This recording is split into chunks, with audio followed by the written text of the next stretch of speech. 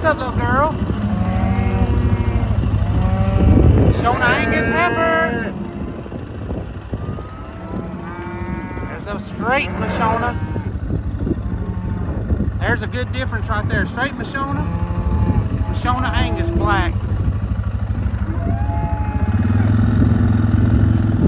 Oh, they're feeling good this morning. Yeah.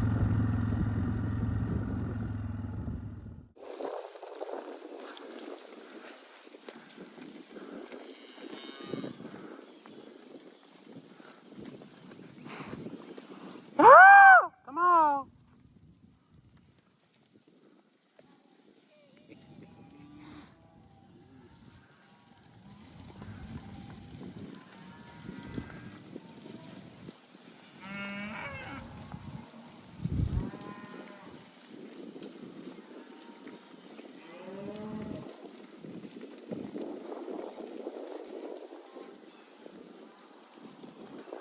Come on, woo!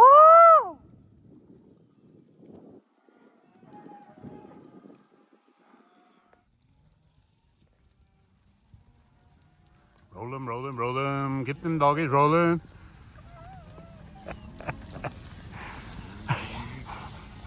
Woo!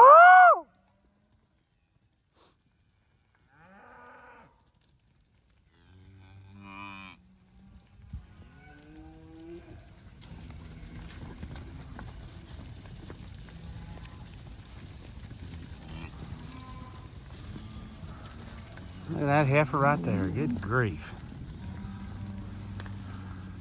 We need to pull some bigs off, but I'm going to go another round before I do it.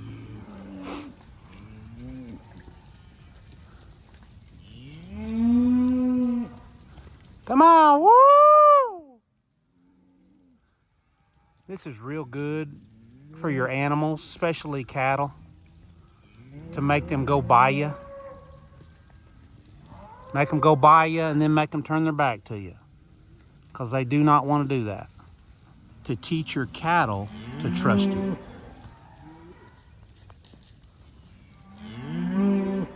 Learned straight from Bud Williams.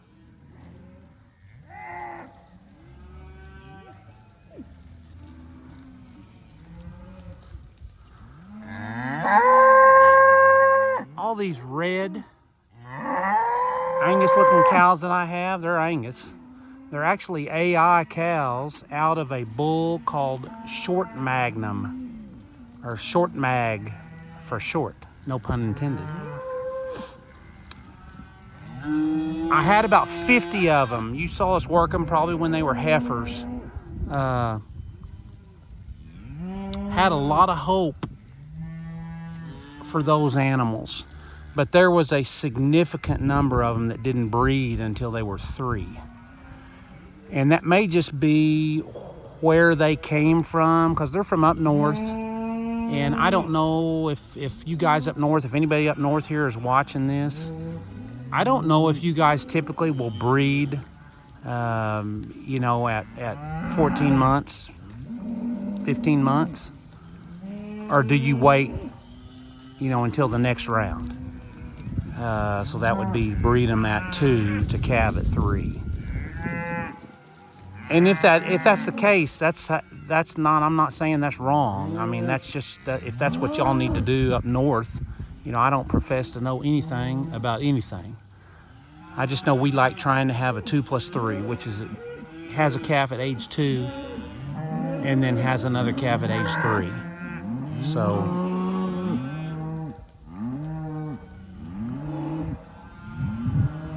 Anyway, I had several of those that fell out on this last culling when we culled for the drought. They caught the truck to town, and we got rid of them. These are the ones that made it. So there's going to be a percentage that have done well, which is probably the case with most cattle. Come on. Woo! Woo!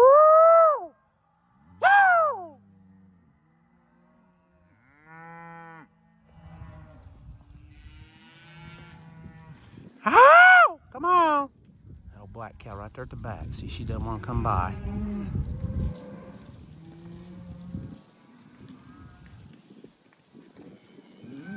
Come on. Woo!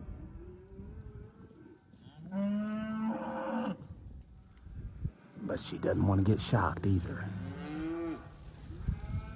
There she goes. Atta girl. See her watching? She's still watching. She's still watching us. There.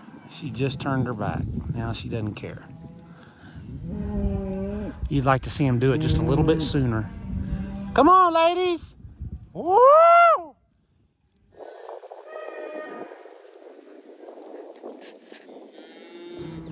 So what we're doing here is we're moving our cattle a lot in order to increase selection, give them more variety, help them get the most nutrition on every bite that they take. This is the time of year where they're supposed to get fat. And so that's why we're doing what we're doing. We're having to do that within the parameters of managing the grass, which in turn means managing the chaos, which in turn means it changes constantly. And there is no recipe. We just know kind of seasons and what we need to be doing. And right now we need to be trying to get them fat.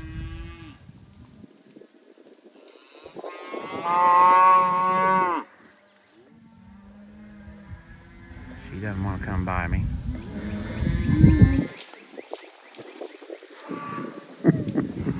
Now, how long is it going to take her to turn her back? She's still looking, still looking, still looking. There she just, no, she's still peeking. There she turned. Come on!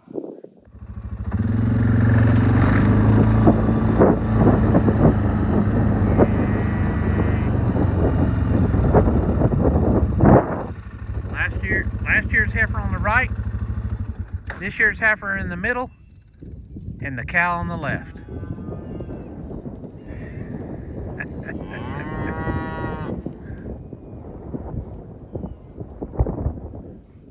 That's funny.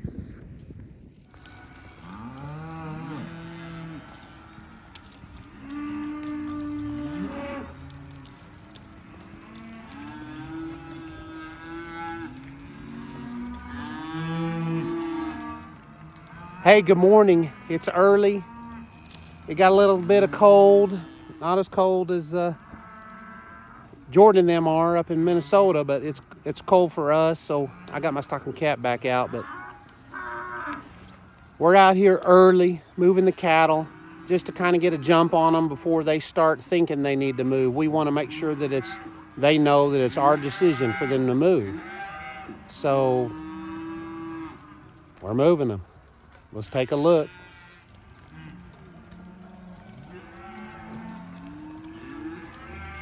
I am right here next to the goats. And so I'm not calling them with my mouth. I'm using my whistle because the goat call may sound similar, at least when I hit some high tones. So I want to be careful and just use the whistle. I don't want all the goats trying to figure out how to get over here and move. It should be impossible, but you guys know how goats are, right?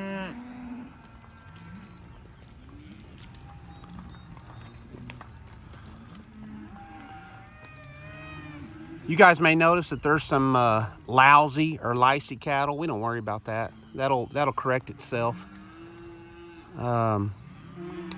We just kind of keep them moving. And like I say, this is the time of year when we're packing it back on. It's getting closer and closer when it'll just be perfect and prime.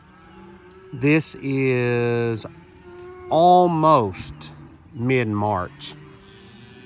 By April 1st, if the weather is normal, the forage should be getting away from us, which means the cattle will be doing really well. And what that also means is that we will be moving almost every day to fresh pasture. And they pack it on. It's amazing how quickly they can pack weight on when the forage is right. So that's kind of how we manage our cattle, and it works well for us.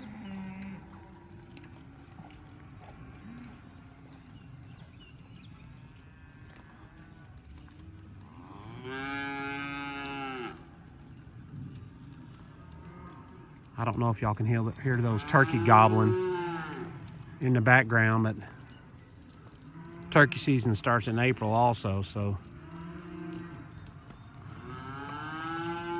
they're starting to really show themselves.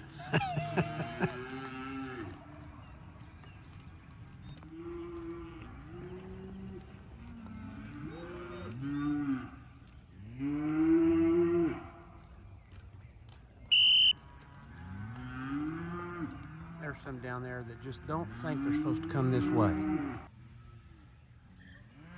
They'll figure it out.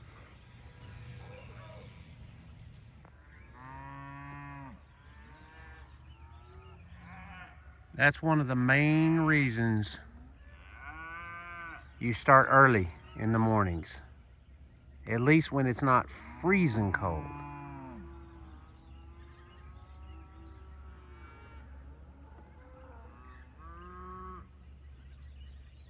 Wow.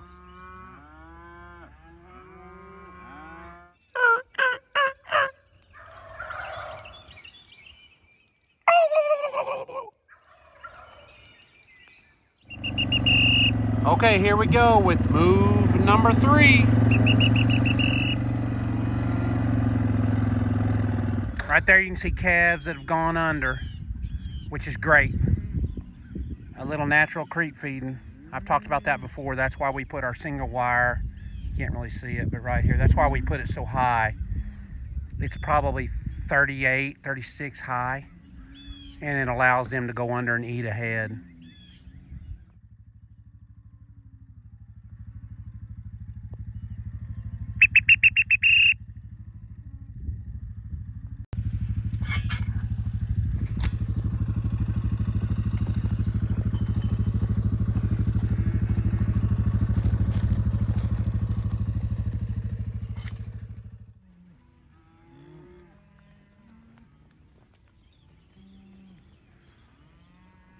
So there's a bunch of them that still have their big babies on them. And that's another tool that we'll utilize if we're not getting enough, if we don't have enough feed, if we're not getting enough increase in condition quickly enough, we'll come in and pull the babies. And we're probably going to end up doing that.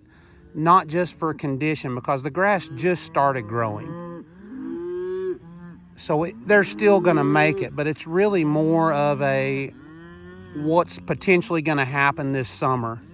And we're still a little gun shy after last summer because we were so short on rain. So we're going to do a little preemptive planning, and unless something just changes miraculously. So we're going to try to get one more round here on the cattle, which is going to be anywhere from 30 to 45 days.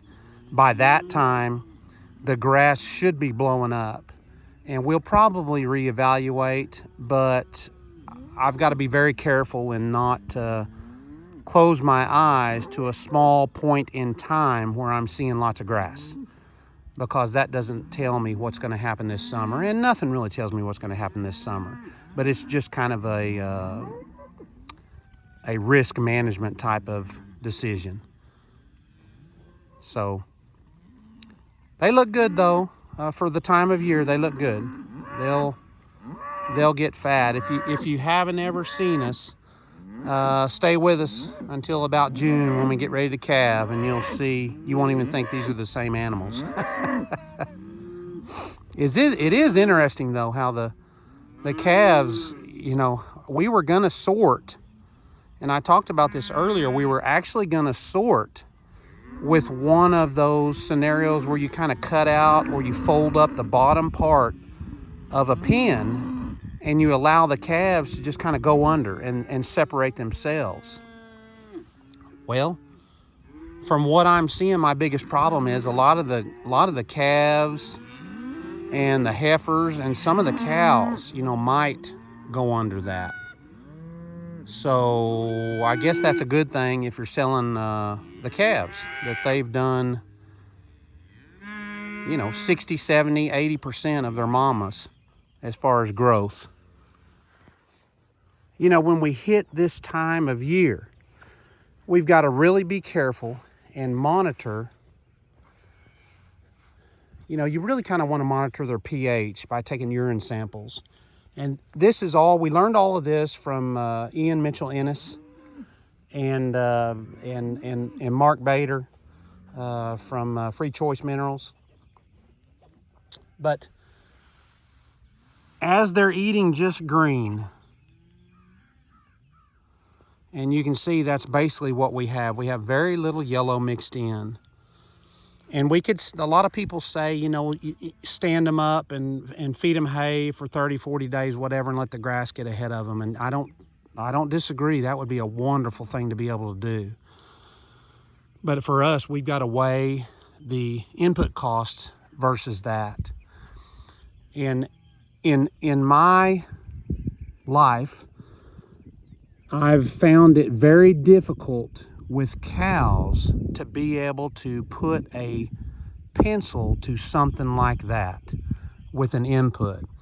You know, well, if you feed your cows in the wintertime, the calves will be a little heavier. Well, that's very difficult to say beyond a doubt. That's true, because we're within chaos. You know, we don't know what the weather was like previously. We don't know what kind of cloudiness we had. We don't know if the animals were in a healthy type of situation.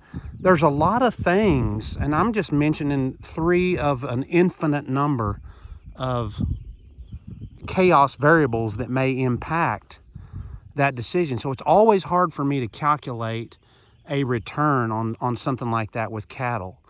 You know, you can have a gut feeling that it helps, but ultimately it's going to boil down to, can I utilize my management to prevent from doing that and still be successful? And so that's what we try to do. We try not to spend money on inputs in order to make up for something like we're seeing right here. It's just going to be a monitor and adjust as you need to adjust. So what I was going to show you back there was those manure piles. This is another indicator that you can watch. This is a pretty nice manure pile right here with a little indentation in the middle. It's a little bit big, but it's not worth worrying about.